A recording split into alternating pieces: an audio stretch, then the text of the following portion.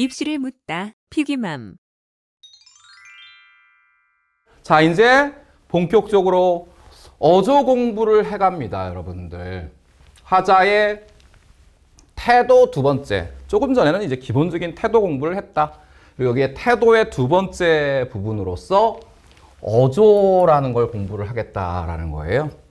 일단은 이 태도가 마음가짐이 바깥으로 나타난 건데, 알아듣고 계시죠?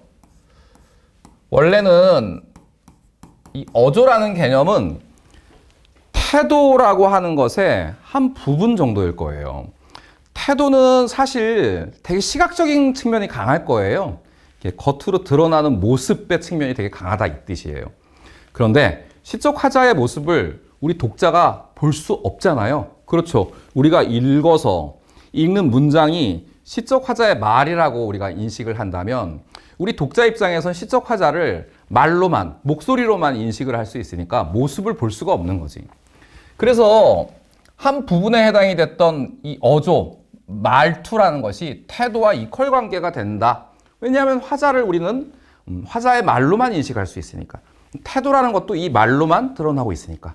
이해하셨죠, 여러분들? 그래서 태도와 어조가 이퀄 관계가 되고 있다라고 이해를 해주세요. 정확하게 말하면 어조를 통해서 태도를 파악할 수 있다. 요 정도입니다, 여러분들. 화자의 태도는 어조를 통해 드러난다. 맞죠? 어조는 대상 혹은 청자에 대한 화자의 말투.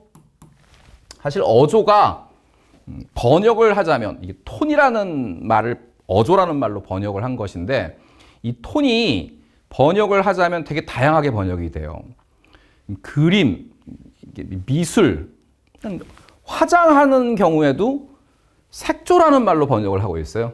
음악에서는 노래 부르는 사람의 목소리, 악기의 소리, 우리 음색이라는 말을 쓰죠, 여러분들.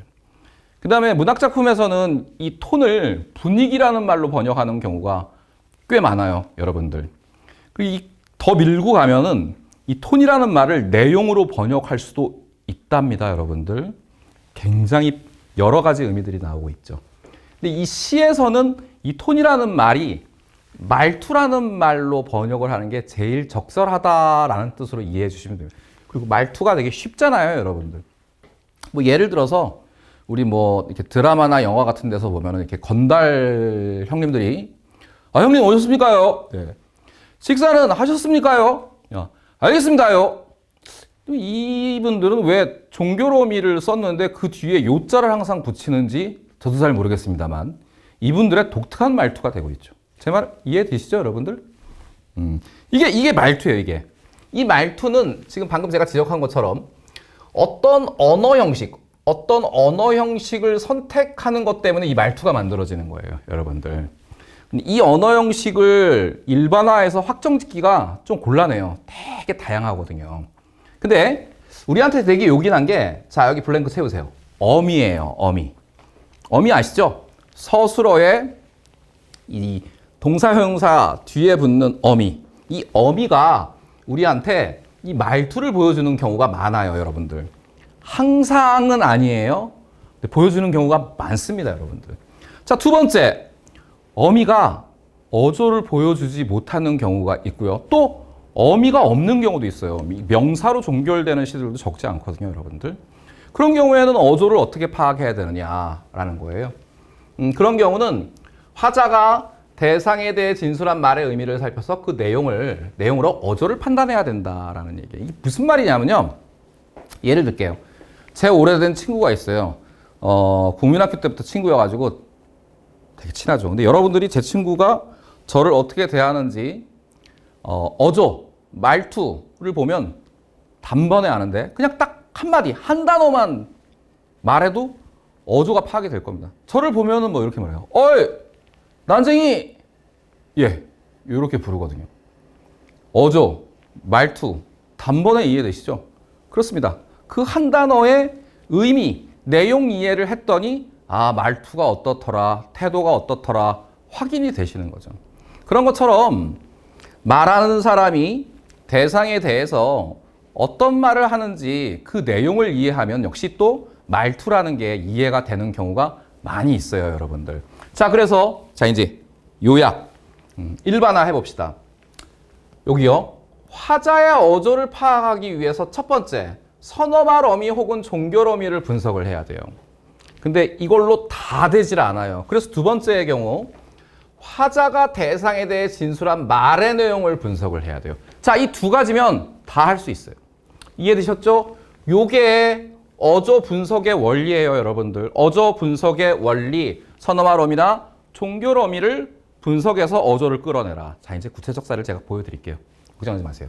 두 번째, 화자가 대상에 대해서 말하는 말의 내용을 이해해라. 그 내용에서 어조를 끄집어낼 수 있다. 분석의 원리 두 가지를 제가 말씀을 드렸습니다. 첫 번째 경우를 일반화하면은 제가 이름을 이렇게 붙였어요. 문법적 요소로 어조를 판단할 수 있는 경우. 알아들으시죠? 그 다음에 두 번째 경우를 일반화해서 제가 이름을 이렇게 붙였어요. 내용으로 어조를 판단해야 되는 경우. 각각을 제가 이제 하나하나 설명을 해드릴 거예요, 여러분들. 먼저 선어말 어미, 종결 어미, 다시 말해서 문법적 요소로 어조를 판단하는 경우를 설명을 드릴게요. 첫 번째, 의지적 어조. 보이시죠? 선어말 어미 get. 그렇죠. 이 의지적 어조예요. 이 get은 추측을 드러낼 때도 있고요. 그 다음에 의지를 드러낼 때도 있고요. 공손하게 표현할 때 get을 쓰기도 하고요. 여러 가지가 있는데 주로 우리 이 의지적 어조에 get이 사용되는 걸 여러분도 금방 눈치챌 수 있습니다. 종결 어미 리. 오늘은 집에 가서 짜파게티를 끓여 먹으리. 뭐 이런 정도요. 리라. 뭐 같죠, 여러분들. 명령적 어조. 명령형 어미 알아어라. 라.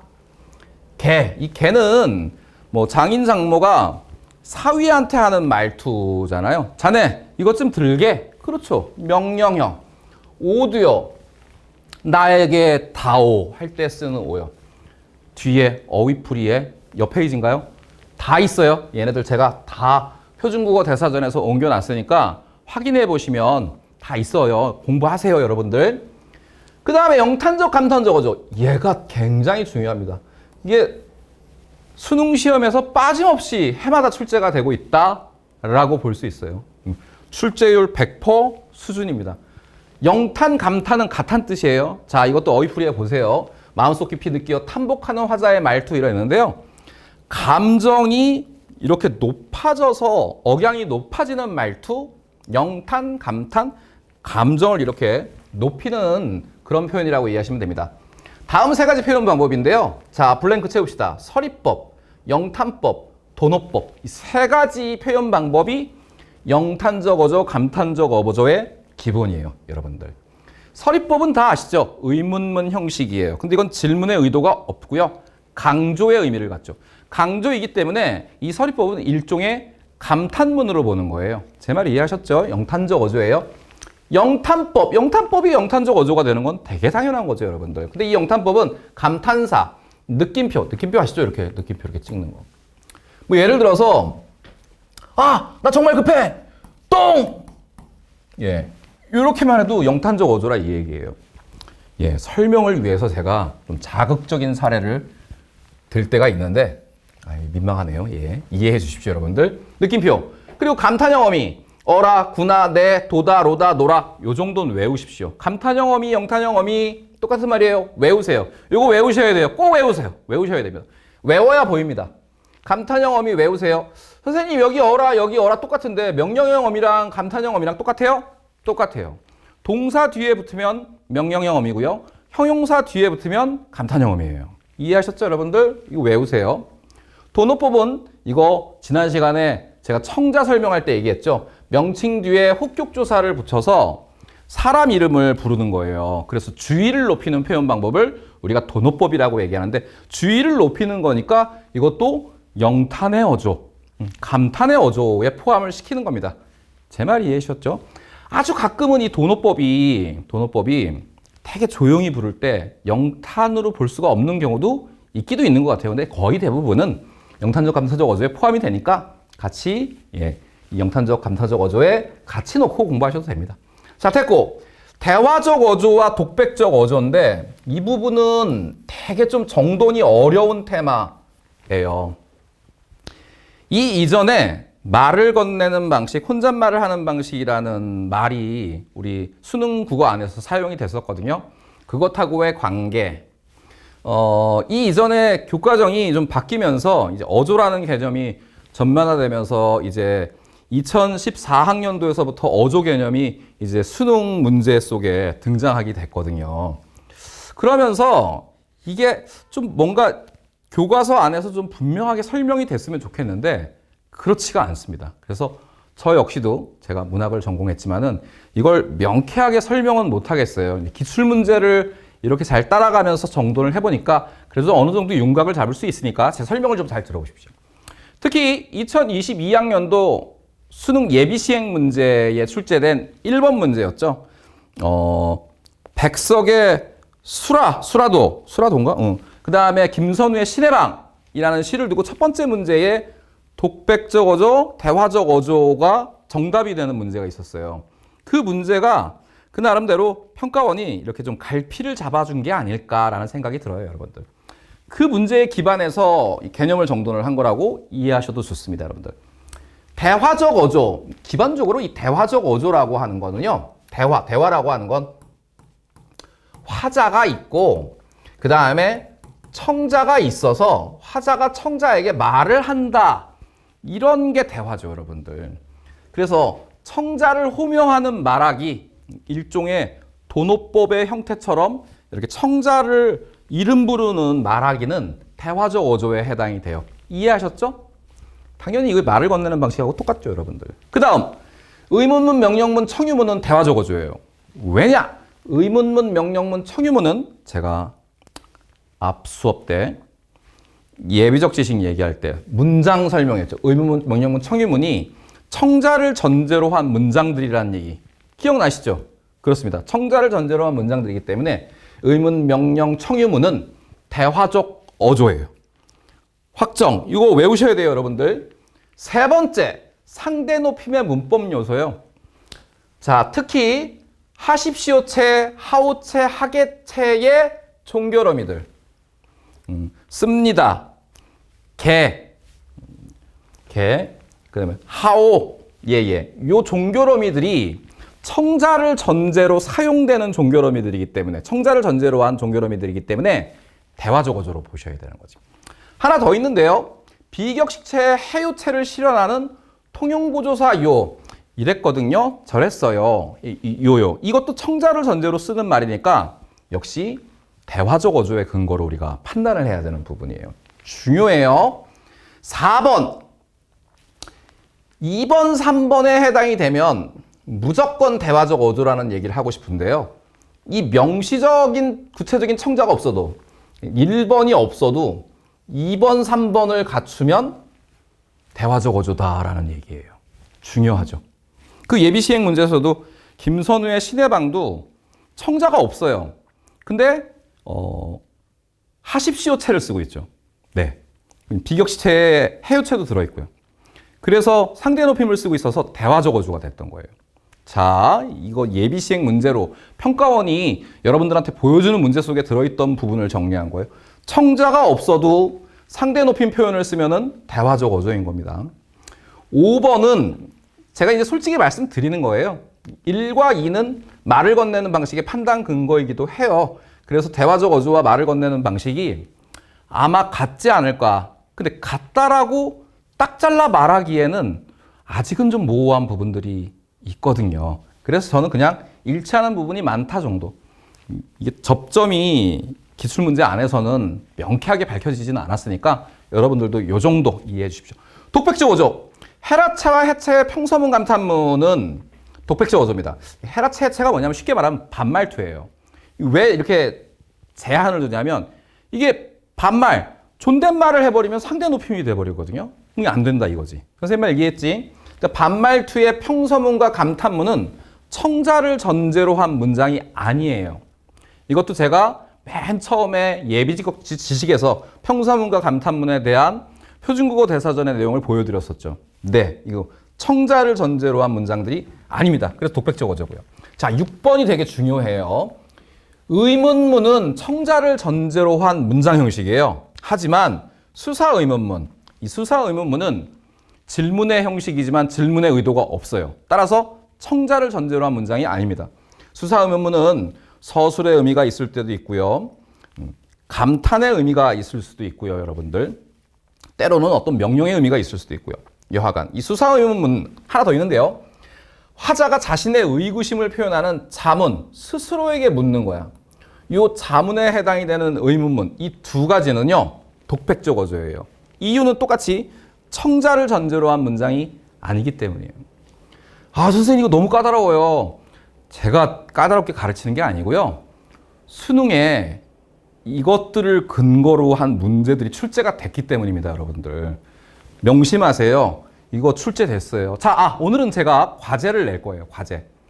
게시판에서 과제를 다운로드 받아서 문제를 여러분들이 푸셔야 되는데, 기출 문제에 이것들을 근거로 한 문제들을 여러분들이 보시게 될 거예요. 제가 왜 여러분들을 괴롭히려고 하겠습니까?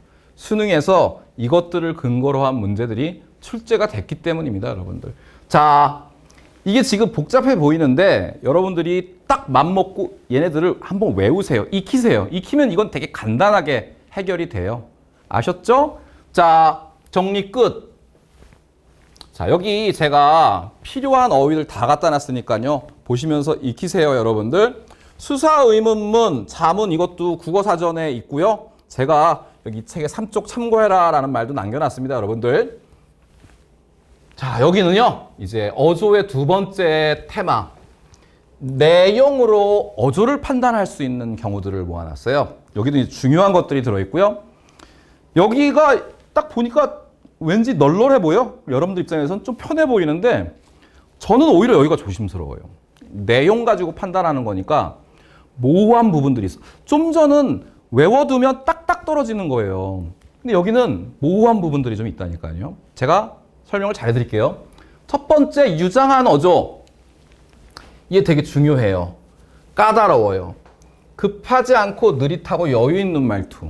자, 이건 언제 어떤 시들한테 유장한 어조라고 우리가 이름을 붙일 수가 있을까요? 뭘 느려? 밥을 먹어. 거북이 형제가 빵 사놓고 사이다를 누가 사러 갈까 결정하는 문제. 형, 누가 사이다를 사러 갈까? 이런 식의 느린 말투 이거 아니에요, 여러분들. 기억하셔야 돼요. 얘는 언제 유장한 어조라는 말이 사용이 됐냐면 2009학년도 9월 모평으로 기억이 납니다. 안조환의 만원사라는 가사를 두고 평가원이 사용한 말인데 유배가사이긴 하지만은 이렇게 낚시를 가서 한가롭게 낚시를 하는 대목이 있어요. 그 대목에서 저 유장한 어조라는 말을 사용했어요. 이걸 일반화하면요. 자, 이거 잘 들으셔야 돼요. 이 유장한 어조라는 말은요. 요 말 아세요? 강호, 자연이죠. 자연. 자연에서 한정, 한가롭게 지내면서 느끼는 감정. 자연에서 느끼는 한가로운 감정을 주제로 한 강호 한정의 노래의 어조를 우리가 유장한 어조라고 지칭할 수가 있다는 거예요. 그렇지. 자연에서 한가롭게 지내면 뭐 바쁠 게 있어. 천천히, 느릿느릿, 여유 있게 해도 되는 거잖아요. 모든 일들을. 그때의 화자의 어조를 우리 유장한 어조라고 하는 거예요. 어조라는 개념이 단순히 입에 올리는 말만 가리키는 게 아니라고 제가 아까 어조가 톤이고 이게 분위기고 심지어 내용이라는 의미까지도 제가 가지고 있다고 말씀을 드렸었잖아요. 네. 강호 한정이라는 노래에 대해서 유장한 어조라는 말을 쓸 수가 있습니다. 이거 꼭 기억하세요, 여러분들. 애상적 어조는 슬퍼하거나 가슴 아파하는 말투예요. 김소월의 접동새라는 시가 출제가 되었을 때 사용된 말인데요, 여러분들. 다른 시, 사별, 이별, 고향상실, 주로 부재와 결핍으로 인한 슬픔, 안타까움을 드러내는 시의 어조입니다. 쉽죠? 직설적 어조. 이건 있는 그대로 얘기한다는 뜻이야. 이 바른 대로가 있는 그대로, 사실 그대로. 사실 그대로 이야기한다는 뜻이야. 비판적 어조.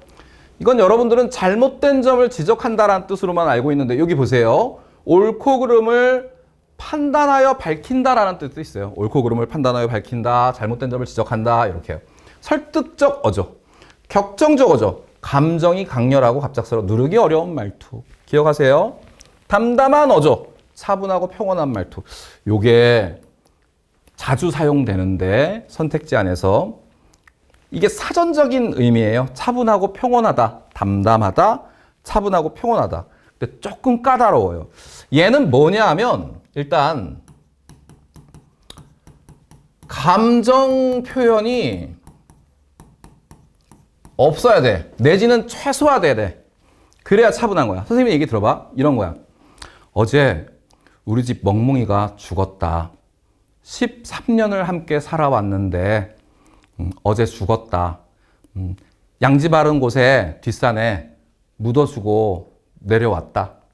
집에 내려와서 멍멍이가 가지고 놀던 공, 깔고 자던 담요, 멍멍이가 먹던 사료 등등을 정리하고 있는데 아버지가 들어오셨다. 아버지가 물어봤다. 멍멍이가 갔냐? 예, 아버지. 지금 얘기 들어보세요. 어떤 감정 표현이 없고 그냥 있었던 일을 사건이 대단한 사건은 아니지만 이 사건을 서술하고 있잖아요. 그렇죠. 이런 서술이 담담한 어조예요. 제 말 이해하셨어요? 그러니까 여러분들이 알고 있는 감정 절제라고 쓴 겁니다. 이 절제된 표현이 담담한 어조와 유사한 거예요. 이해했죠? 담담한 어조 주의하세요. 완곡한 어조. 자주 나오지는 않는데 이 완곡한 어조가 좀 복잡해요. 대충 얘기하고 또 지나가기에는 제가 또 양심이 걸려서. 완곡한 어조예요. 얘는 듣는 사람이 감정이 상하지 않도록 무난하지 않고 부드럽게 말을 하는 거거든요. 이 완곡한 어조에 조금 키울게요. 자, 보이시죠? 완곡한 어조의 첫 번째 경우는 비유를 써서 말하면 부드러워져요. 직설적으로 말하면 상처 입을 수 있는 말들이 있어요. 제가 뭐 그렇지는 않은데 제가 좀 키가 작거든요. 그래가지고 제 친구들이 야, 너 이씨 난쟁이 너 씨 막 이렇게 얘기하면은 좀 그렇죠. 근데 어느 누군가가 저한테 와갖고 아니 고양이 호빗똥이야? 이렇게 얘기하면은 좀 웃기잖아요. 비유를 써서 고양이 호빗똥이야. 이렇게 얘기하면 좀 이 비유가 재밌으니까 말이 좀 부드러워지고 있는 거죠, 여러분들.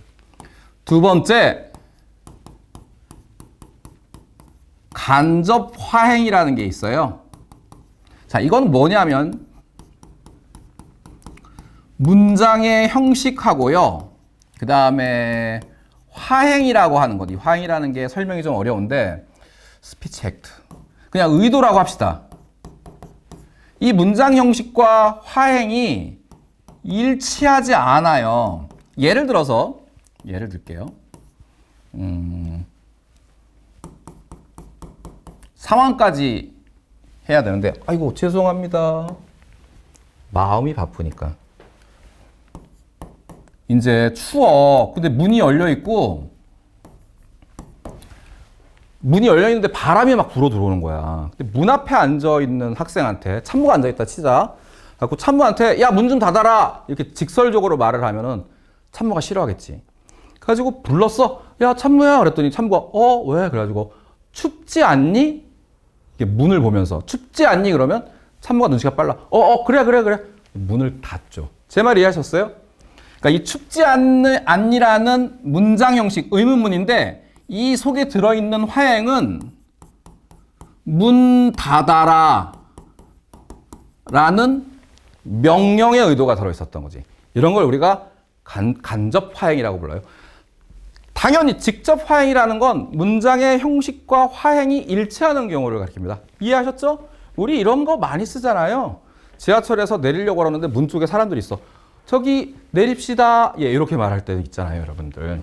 자, 그 다음에 세 번째는 우회적인 말하기라고 쓴 거예요. 이 우회적이 길을 돌아간다는 뜻이야. 그러니까 돌려 말하기를 가리켜요, 여러분들.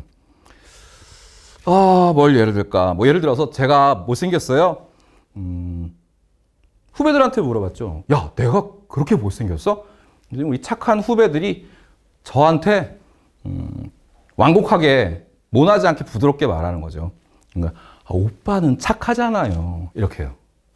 야, 내가 그렇게 못생겼어? 그러니까 형은 노래를 잘하잖아요. 형은 귀엽잖아요. 못생겼다는 뜻이에요. 우회적인 말하기. 알아들으셨죠? 세 가지. 비유, 간접화행, 우회적인 말하기가 바로 이 완곡한 어조의 세 가지라고 이해하시면 되겠습니다. 아셨죠? 생각보다 이 문학 속에는 이런 완곡한 어조가 시뿐만이 아니라 소설 등등에서도 자주 나오는 편이에요. 알고 계세요? 성찰과 반성의 어조. 자신, 이게 자기 자신이라는 게 되게 중요해요. 자기 자신의 말과 행동에 대해 잘못이 있나 없나 돌이켜보던 말투. 일단 이렇게만 공부해 두시고요. 블랭크만 채우시고. 성찰 반성은 제가 뒤에 자세히 얘기하겠습니다. 반어적인 어조. 반어는 다 아시죠? 이렇게 반대로 말하기예요. 풍자적 어조. 대상의 결점이나 모순 따위를 빗대어 비웃으면서 공격하는 말투. 이것도 제가 뒤에서 좀 자세히. 단정적 어조. 자, 이거는 단정하다라는 말 뜻을 이해하면 돼. 단정하다. 딱 잘라서 결정하다라는 뜻이야. 딱 잘라서 판단하고 결정하는 말투.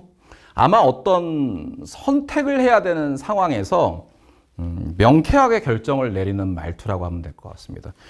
짜장이야, 짬뽕이야. 그러면 나 모르겠어. 나 짬짜면? 예, 우유부단한 거죠. 우유부단한 말투. 딱 가서 난 짬뽕, 난 짜장 이렇게 결정하면 딱 잘라 판단하고 결정하는 말투죠. 예찬하는 어조 다 아실 거고요. 위로하는 어조, 충고하는 어조 고스란히 내용 이해하시면 다 여러분들이 판단할 수 있는 거니까 패스. 사전 발췌에서 제가 유장하다의 뜻과 담담하다의 뜻을 여기 실어놨으니까 이해해 주시면 됩니다. 자, 개념 얘기 끝났고요. 지루하셨죠? 자, 이제 작품 적용해서 분석 좀 해볼게요.